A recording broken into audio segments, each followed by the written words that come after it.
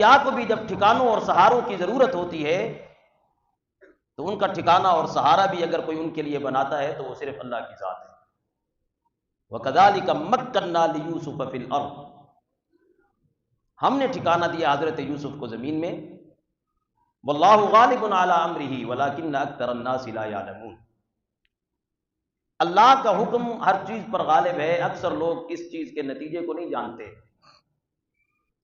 بھائیوں کی چاہت تھی کہ یوسف کنویں میں رہے یا مر جائے اور جدا ہو جائے،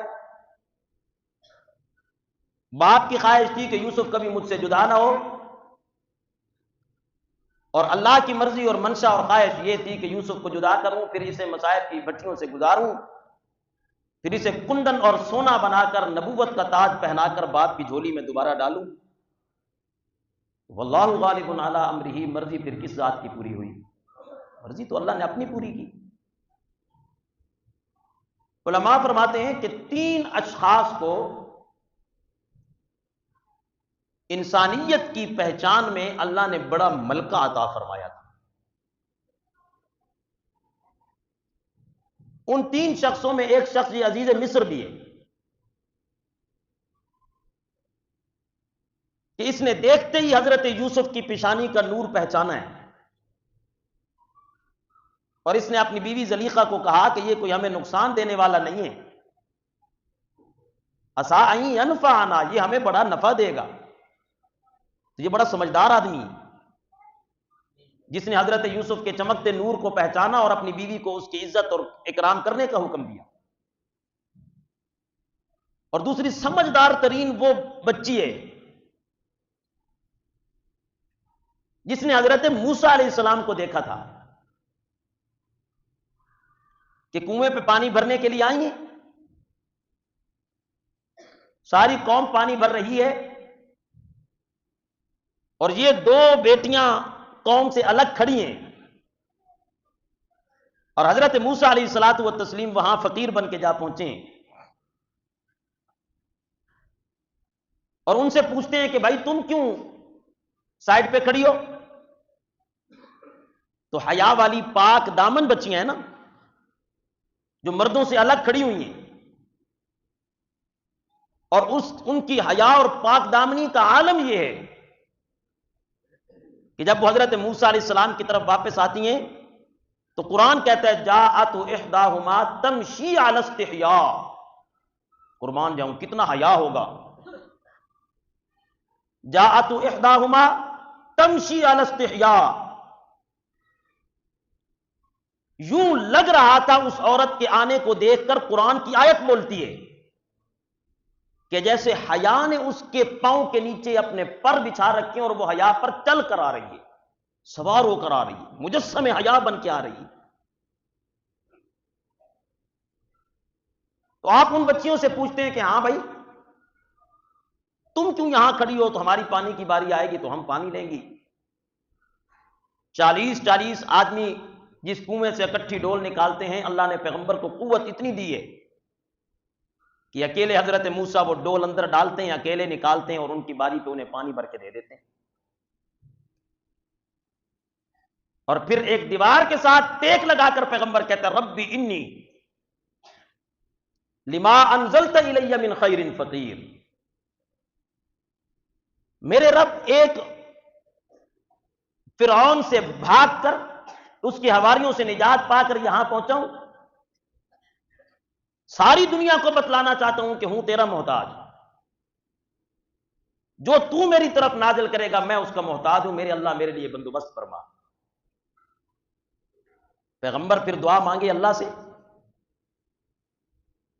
اللہ نے کہا میرے پیغمبر تجھے کھانے کی ضرورت ہے، روٹیوں کی ضرورت ہے، تو خود کس طرح پکاتا پھرے گا، کس طرح روٹیاں اکٹھی کرتے پھرے گا، تو نے مجھ سے صرف کھانا مانگا ہے، میں تجھے کھانا بنانے والی بھی دیتا ہوں۔ جاءت احداہما تمشی علی استحیاء، بابا کے پاس گئیں تو بابا نے کہا کہ بچیوں آج اتنی جلدی کیسے؟ مفسرین فرماتے ہیں یہ حضرت شعیب علیہ السلام تھے، لیکن اس کے بارے میں اختلاف ہے، بعض رات کہتے ہیں کہ حضرت شعیب کی بیٹیاں نہیں تھیں اور کوئی اللہ کا ولی تھا، یہ اس کی بیٹیاں تھیں۔ اب کرنے کی بات یہ ہے کہ بابا ایک بندہ مل گیا ہم جیسے ہی کنویں کی سائڈ پہ کھڑی تھی، اس نے اکیلے نے وہ ڈول پکڑی اور ہمیں پانی بھر کر دے دیا، ہم جلدی آئی۔ ابا جی آپ کو ایک مشورہ نہ دوں؟ استاجر ہو، اس بندے کو اجرت پر رکھیے، ان خیر من استاجرت القوی الامین، کہ جس بندے کو آپ اجرت پر رکھیں اس میں دو صفتیں ہونی چاہیے کہ کام کرنے کی قوت بھی ہو اور پھر امانت داری والا وصف بھی موجود ہو۔ اس میں امانت داری بھی ہے کہ اس نے آنکھ اٹھا کر ہماری طرف دیکھا نہیں ہے، اور طاقتور اتنا ہے کہ اکیلے اس نے ساری ہماری ڈولوں کو بھر دیا جسے 20-20 بندے اٹھاتے ہیں۔ تو اب حضرت موسیٰ علیہ الصلوۃ والتسلیم کو پہچانا ہے اس عورت نے، وہ بھی بڑی مردم شناس اور قیافہ شناس عورت ہے جسے لوگوں کی پہچان ہے۔ یہ دو بندے بڑے سمجھدار ہیں کہ جو آنے والی حالات کی نزاکت کو سمجھتے ہیں۔ زلیخا کا خامند عزیز مصر اور حضرت موسیٰ علیہ السلام کی یہ بیوی جو آگے چل کے حضور کی بیوی بنی، حضرت موسیٰ کی بیوی بنی۔ اور تیسری شخصیت جو کائنات میں سمجھدار ترین ہے وہ سیدنا صدیق اکبر کی ہے، کہ جنہوں نے اپنے بعد خلافت حضرت عمر کے حوالے کی ہے۔ اس لیے تو کفار کہا کرتے تھے کہ اگر 6 مہینے اللہ عمر کو اور زندگی دے دیتا تو پھر کائنات میں کوئی ایسا شخص نہ بچتا جو اللہ کا منکر ہو یا کافر ہو۔ ساری کائنات پہ اکیلے اللہ کے سجدے ہوتے اگر عمر کو 6 مہینے اور زندگی ملتی، لیکن اللہ کا یہ قانون ہے لیبلوکم ایکم احسن عملا، اس نے دنیا اسی طرح چلانی ہے۔ اب حضرت ابو بکر صدیق وہ تیسرے شخص ہیں جو بڑے قیافہ شناس ہیں، جو مستقبل کے حالات کی نزاکت کو سمجھتے ہیں۔ آپ نے نامزد کیا اپنے بعد حضرت عمر ابن خطاب کو خلیفہ، اور پھر عجیب سی صورتحال اس وقت ہوئی جب حضرت عمر نے خلافت لینے سے انکار کر دیا، اور آپ نے فرمایا مجھے خلافت کی ضرورت نہیں، خلیفہ بننے کی ضرورت نہیں ہے، میں نہیں بنتا خلیفہ۔ تو سیدنا صدیق اکبر نے وہاں جملے بولے، آپ نے فرمایا عمر تجھے خلافت کی ضرورت نہیں، اس کو میں سمجھتا ہوں، لیکن یاد رکھ خلافت کو تیری ضرورت ہے، خلافت کو اور اسلام کو تیری ضرورت ہے۔ پھر حضرت علی رضی اللہ تعالیٰ عنہ کا غالباً قول ہے یا دوسرے کسی صحابی کا، جب حضرت عمر اس دنیا سے رخصت ہوئے تو آپ نے فرمایا رخصت ہونے والوں کے ماں باپ روتے ہیں، ان کے رشتہ دار روتے ہیں، ان کے اقرباء و اعز روتے ہیں، دوست روتے ہیں، اولاد روتی ہے، لیکن عمر تیرے اس دنیا سے رخصت ہونے سے آج اللہ کا دین اور اسلام رو رہا ہے۔ کتنے سمجھدار آدمی تھے سیدنا صدیق اکبر، جنہوں نے اپنے بعد حضرت عمر جیسے شخص کو خلیفہ نامزد کیا۔ بہرحال یہ بات اور طرف نکل جائے گی، یہ عزیز مصر بھی بڑا سمجھدار ہے جس نے سیدنا حضرت یوسف علیہ السلام کو خریدا ہے، اور خرید کر اپنی بیوی کو کہتا ہے اکرمی مثواہ عسیٰ ان ینفعنا او نتخذہ ولدا، نفع اٹھائیں گے یا اولاد۔ اب دیکھیے میں نے جو جملہ پہلے کہا، حضرت یوسف کو اپنا ٹھکانہ بنانا ہے، عزیز مصر کو اپنا بیٹا بنانا ہے، در حقیقت اللہ کو اپنی قدرتوں کا جلوہ دکھانا ہے۔ در حقیقت تو اللہ کو اپنی قدرت کا جلوہ دکھانا ہے کہ اللہ اپنی قدرت کا جلوہ دکھاتا ہے وہ بے سہارا جس کے سہارے اس کے بھائی نہ رہے، اس بے سہارے کا اگر کوئی سہارا کائنات میں ہے تو وہ کس کی ذات ہے؟ اللہ یہی چیز سکھانا چاہتے ہیں، بتلانا چاہتے ہیں۔ لما بلغ اشدہ آتیناہ حکما وعلما، جب اللہ نے 33 سال یا 40 سال کی عمر پہنچائی، کیسی قدرت ہے اللہ کی۔ اب آگے چونکہ اللہ نے خود بادشاہ بنانا ہے، تقدیر الہی میں یہ مبرم تقدیر ہے اللہ کی، پکا اللہ کا علم ہے اس بات پر کہ میں نے اسے وزیر خزانہ بنانا ہے مصر کا، تو اسے پتا تو ہو کہ لوگوں کا رہن سہن ہوتا کیسے، لوگوں میں اٹھے بیٹھے تو اسے پتا چلے کہ بادشاہوں کے رہن سہن کیسے ہوتے ہیں۔ آگے چل کے اس نے زمام حکومت سنبھالنی ہے، اس لیے اللہ نے عزیز مصر کے گھر پلوایا تاکہ حضرت یوسف دیکھیں کہ کیسے بادشاہوں کا رہن سہن ہوتا ہے، کون کون ان کے پاس آتا ہے، کیسے کیسے لوگ آتے ہیں۔ اب ان ساری باپ سے جدا، بھائیوں سے جدا، اپنے وطن سے جدا، ان ساری تکلیفوں کے بعد، ان ساری بٹھیوں سے گزرنے کے بعد ایک بہت بڑی آزمائش پیغمبر پر آ پڑی، اور وہ آزمائش کائنات کی سب سے بدترین آزمائش ہے، اور اس آزمائش سے نکلنا یہ یوسف پیغمبر جیسے جوان کا ہی کام ہے۔ اللہ نے جوانی بھی دے دی، اور حسن تو ایسا کہ حضرت نبی پاک علیہ السلام جب معراج کی رات آپ نے حضرت یوسف سے ملاقات کی تو آپ بھی ان کے حسن کو دیکھ کر حیران ہوئے، جبکہ ہزاروں یوسف ہوں، حضرت یوسف کی تنقیص نہیں، ہزاروں یوسف ہوں تو محمد الرسول اللہ کا مقابلہ تو نہیں، آمنہ کے لال کا مقابلہ تو نہیں حسن میں، لیکن وہ حسن بھی تو کیسا ہوگا جسے دیکھ کے میرا نبی حیران ہوا ہوگا، کیسا خوبصورت حسین ہوگا۔ کائنات کا آدھا حسن اللہ نے اٹھا کے حضرت یوسف کو دیا، اور پھر سارے حسن ملا کے اللہ نے ہمیں محمد عطا کیا صلی اللہ علیہ وسلم۔ اب آزمائش بڑی کڑی آ گئی، قرآن مقدس نے اس آزمائش کو نقل کیا، اور پھر اللہ نے نوجوانوں کو سبق دیا، فرمایا وراودته التي هو في بيتها عن نفسه، فریفتہ حضرت یوسف کے حسن پر عاشقہ آپ کی زلیخا، محبوبہ نہیں، یہ ذہن میں رکھیے، محبوبہ نہیں، معشوقہ نہیں، محبہ اور عاشقہ۔ اکثر نوجوانوں کے ذہن میں یہ تصور موجود ہوگا کہ شاید ہماری کوئی محبوبہ بن جائے، معشوقہ ہو جائے، لیکن وہاں پیغمبر حسین و جمیل پیغمبر، پڑ پوتا ہے سیدنا حضرت ابراہیم کا، اور بیٹا ہے حضرت یعقوب کا، اور پوتا ہے اسحاق پیغمبر کا، جس کی چاروں پشتوں میں اللہ نے نبوت کو جاری رکھا ہے، اور پھر حسین بھی ہے، جمیل بھی ہے، خوبصورت بھی ہے، اور جوان بھی ہے، اور اپنی طرف سے دعوت بھی نہیں ہے، دعوت بھی عورت کی طرف سے آ رہی ہے۔ وراودته التي هو في بيتها عن نفسه، قرآن کا یہ اسلوب اور یہ انداز بتاتا ہے کہ کوششیں شروع کر رکھی ہیں پہلے زلیخا نے حضرت یوسف علیہ السلام سے اپنی خواہش کو پوری کرنے کی، اور وقتاً فوقتاً وہ ان کوششوں کو جاری رکھے ہوئے ایک دفعہ اسے موقع مل جاتا ہے، بند کر دیتی ہے سارے دروازوں کو، اور حضرت یوسف علیہ السلام کو دعوت گناہ دیتی ہے۔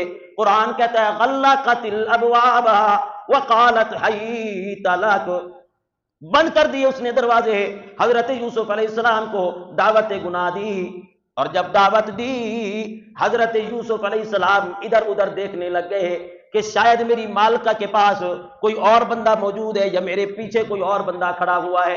حضرت یوسف علیہ السلام کو بلند آواز سے کہہ کر پکارتی ہے حیت لک، ادھر ادھر کیا دیکھتے ہو اللہ کے بندے، میں تجھے ہی دعوت گناہ دے رہی ہوں۔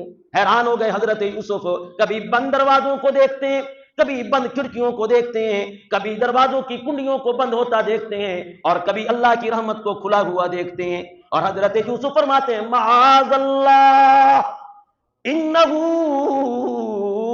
ربی احسن مثوای انہو لا یفلح الظالمون۔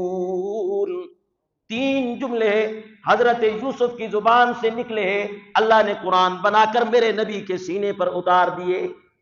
قیامت تک قرآن پڑھا جائے گا، قیامت کے بعد بھی قرآن پڑھا جائے گا، اور اس قرآن میں حضرت یوسف کے یہ تین جملے بھی پڑھے جائیں گے، اور حضرت یوسف کے یہ تین جملے ساری کائنات کو سنائے جائیں گے۔ پناہ پکڑتا ہوں میں اللہ کی، توجہ اب آپ کی چاہوں گا، توجہ اب آپ کی چاہوں گا، جب انبیاء کو کہیں سے کوئی سہارا نہ ملے، جب دنیا کے اسباب ختم ہو جائیں، جب دنیا کے دروازے بند ہو جائیں اور پیغمبر کو کہیں پناہ نہ ملتی ہو تو پیغمبر یوسف کا یہ جملہ یاد رکھیے گا، معاذ اللہ، کہ انبیاء سمیت ساری کائنات کو اگر کہیں سے سہارا مل سکتا ہے تو وہ صرف کس کی ذات ہے؟ خدا کی قسم دنیا حیران۔ یہ جوانوں کے لیے سبق ہے کہ جب تمہارے لیے بند ہو جائیں سارے دروازے، دعوت گناہ دی جائے تمہیں، رحمت للعالمین صلی اللہ علیہ وسلم نے فرمایا بہت کم لوگ ہوں گے قیامت کے دن جنہیں پروردگار اپنی عرش کی رحمت کا سایہ عطا فرمائیں گے، جنہیں یہ سایہ میسر ہوگا۔ اللہ کے محبوب پیغمبر نے فرمایا وہ جوان جسے ایک جوان عورت دعوت گناہ دے اور وہ حضرت یوسف کی سنت کو زندہ کرتے ہوئے کہے معاذ اللہ، اور میں اللہ سے ڈرتا ہوں، یہ اللہ کی حد ہے جسے میں کراس نہیں کروں گا، اللہ نے یہ میرے لیے حد بنا دیے کہ میں کسی غیر محرم عورت کی طرف متوجہ ہو جاؤں، تلک حدود اللہ فلا تعتدوها، یہ اللہ کی بنائی ہوئی حد ہے، اس حد سے تجاوز نہ کرنا، میں اللہ کی پناہ میں آتا ہوں۔ نبی پاک علیہ السلام نے فرمایا قیامت کے دن اللہ ایسے جوان کو اپنے عرش کا سایہ عطا کریں گے، یہ اللہ کے عرش کے سائے میں ہوگا۔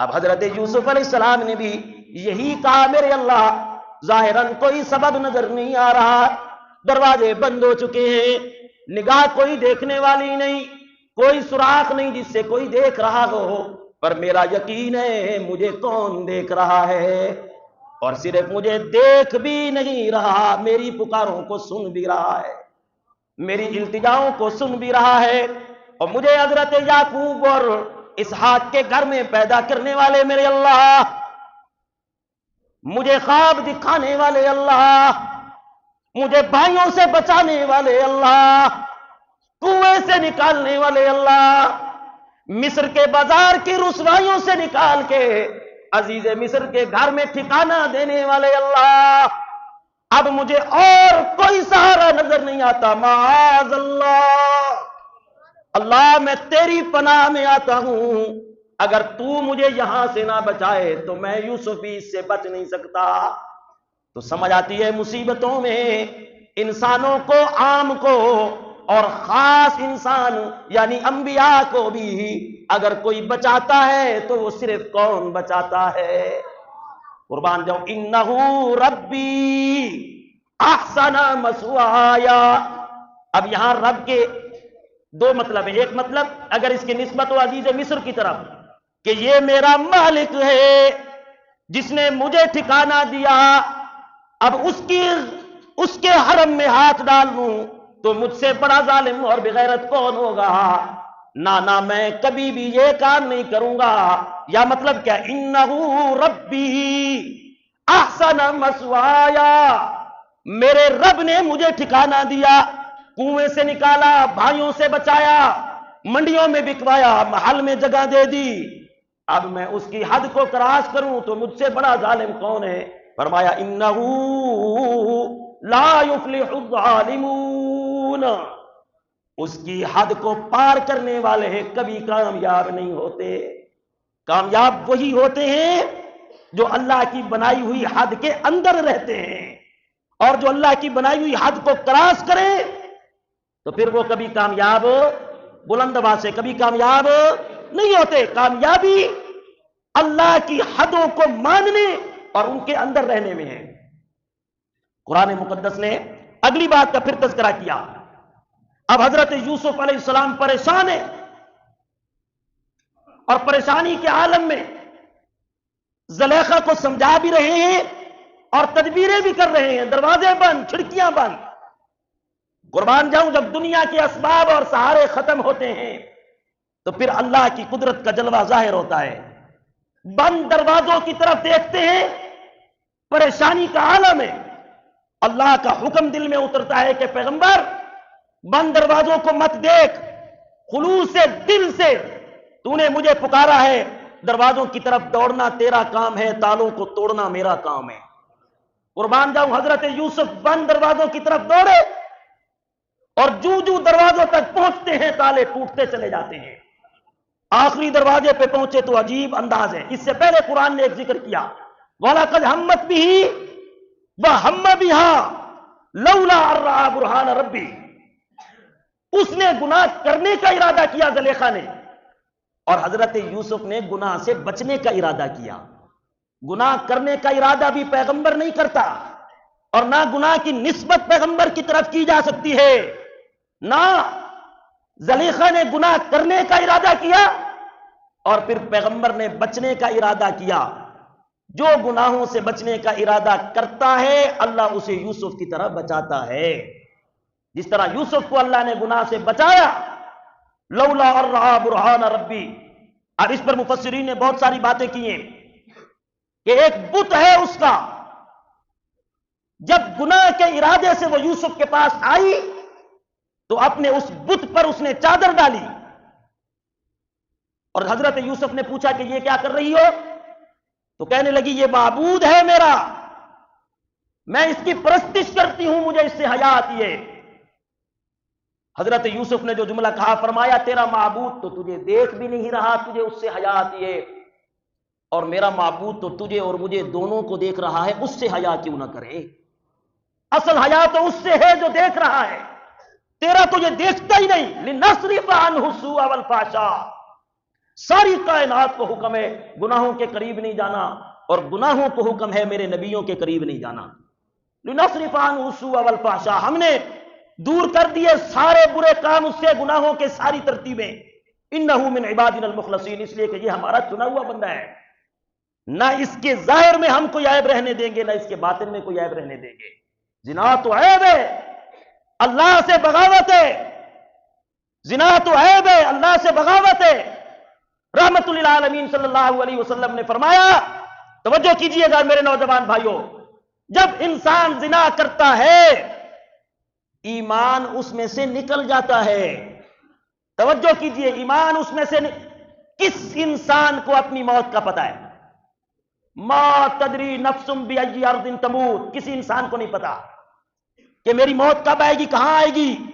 نبی پاک علیہ السلام نے فرمایا جب انسان، ایک مومن آدمی زنا کرتا ہے اس کا ایمان اس کے جسم سے نکل جاتا ہے. کیا مطلب؟ اگر وہ اس وقت فوت ہو جائے تو وہ ایمان سے نکل کر خارج ہو کر مرا، اب وہ کبھی بھی اللہ کی جنت میں داخل نہیں ہو سکے گا.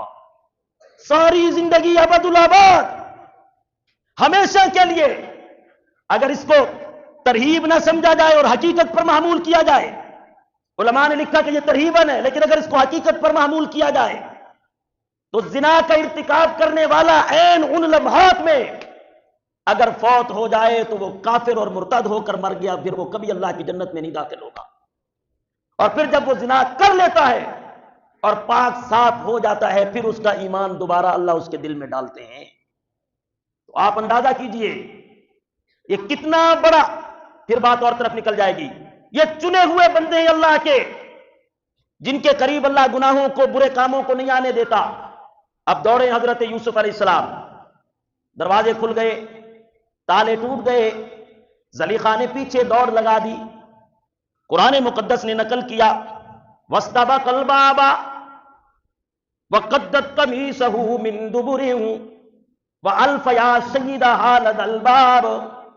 قربان جاؤں، دوڑے حضرت یوسف آگے گناہ سے بچنے کے لیے، زلیخا گناہ کرنے کے لیے. ہاتھ میں آئی حضرت یوسف کی قمیص. اب توجہ کیجئے گا، توجہ کیجئے گا، پیغمبر کی پاک دامنی پہ قربان جاؤں، پیغمبر کی پاکیزگی پہ قربان جاؤں، پیغمبر کی طہارت پہ قربان جاؤں. جس ٹکڑے پر زلیخا ناپاک کے ہاتھ لگے، اللہ نے وہ ٹکڑا پیغمبر کی قمیص کے ساتھ نہیں رہنے دیا. خدا کی قسم، اللہ نے وہ ٹکڑا پیغمبر کی قمیص کے ساتھ نہیں رہنے دیا. قدت قمیصہ من دبر، قمیص پھٹی اور وہ ٹکڑا زلیخا کے ہاتھ میں چلا گیا. جس ناپاک عورت کا ہاتھ پیغمبر کے کپڑوں پر لگے، اللہ وہ کپڑے پیغمبر کے پاس نہیں رہنے دیتا، تو مجھے بتاؤ عائشہ جو ساری زندگی میرے نبی کے ساتھ رہی وہ ناپاک کیسے ہو سکتی ہے؟ جو نبی کے حرم میں رہی، جس پر اللہ نے اس کی موجودگی میں قرآن اتارے، خدا کی قسم جس طرح قرآن پاک، میرا نبی پاک، اسی طرح میرے نبی کی عائشہ بھی پاک، بالکل طاہرہ طیبہ۔ سامنے کیا دیتے ہیں؟ الفیا سیدہ لدى الباب، دروازہ کھلا تو عزیز مصر سامنے کھڑا ہوا ہے۔ اب عورتوں کی مکاری دیکھیے نا، ان کی مکاری بہت سخت ہوتی ہے۔ ان کیدکن عظیم، مردوں کے مقابلے میں ہے یہ مکاری، شیطان کے مقابلے میں نہیں، یہ تو شیطان کی رسیاں ہیں۔ قرآن کہتا ہے ان کید الشیطان کان ضعیفا، شیطان کا مکر بڑا کمزور ہوتا ہے۔ اور عورتوں کے مکر میں اللہ نے کیا کہا؟ ان کیدکن عظیم، ان کا مکر بہت سخت ہوتا ہے۔ جب دیکھا کہ خامن سامنے، تو ما جزاؤ من اراد بیالک سوءا، کہنے لگی زبان سے، ہاں بھائی جو آپ کی گھر والی کے ساتھ برا ارادہ کرے اس کو کیا سزا دینی چاہیے؟ پھر سزائیں بھی خود بتا دی، ان یسجن او عذاب علیم، یا تو قید کر دو یا دردناک عذاب دو۔ اب حضرت یوسف معصوم کہنے لگے ہی راودتنی عن نفسی، یہ مجھے بہلا رہی تھی، یہ مجھے گناہ کی ترغیب دے رہی تھی۔ شاہدہ شاہد من اہلہا، یا تو ایک بچہ ہے یا بڑا آدمی ہے چچا زادہ زلیخا کا، اس نے فیصلہ کیا اگر قمیض پیچھے سے پھٹی ہوئی ہے تو یوسف سچا، یہ عورت جھوٹی، اور اگر قمیض آگے سے پھٹی ہوئی ہے تو یوسف جھوٹا، یہ عورت سچی۔ دیکھا گیا تو قمیض کا ٹکڑا غائب ہے، وہی قمیض کا ٹکڑا جس پر زلیخا کے ہاتھ لگے۔ وہ گواہ کہنے لگا نا بھائی تیری غلطی ہے، تو نے غلطی کی ہے۔ خامن بھی کہنے لگا اس کی ہی غلطی ہے، بڑا گناہ اس نے کیا۔ اعرض عن ھذا واستغفری لذنبک انک کنت من الخاطئین، اپنے گناہ کی معافی مانگ، تجھ سے خطا اور غلطی ہوئی ہے، اپنی غلطی کی معافی مانگ۔ یوسف اس کی بات کو چھوڑ دے، لیکن اب اس ڈگر سے نکلنے کے بعد اس سے بڑی آزمائش آ گئی حضرت یوسف پر۔ اب توجہ کیجئے، پہلی مصیبتوں سے آزمائشوں سے ٹکرا کر آئے، اللہ نے عزیز مصر کے گھر میں ٹھکانہ دیا۔ اب یہاں سے ٹکرا کر آئے، جیل میں جائیں گے، پھر عزیز مصر بن کر آئیں گے۔ اللہ بتلانا چاہتے ہیں جو ہمارے فیصلوں پر راضی ہو جائے، راضی ہونا اس کا کام، پھر اسے راضی کرنا میں اللہ کا کام۔ پہلے راضی رہنا بندے کا کام ہے، اور پھر بندے کو راضی کرنا کس کا کام ہے؟ انشاءاللہ پھر وہاں جیل میں جا کر آپ کے ساتھ کیا ہوا اگلے خطبہ جمعہ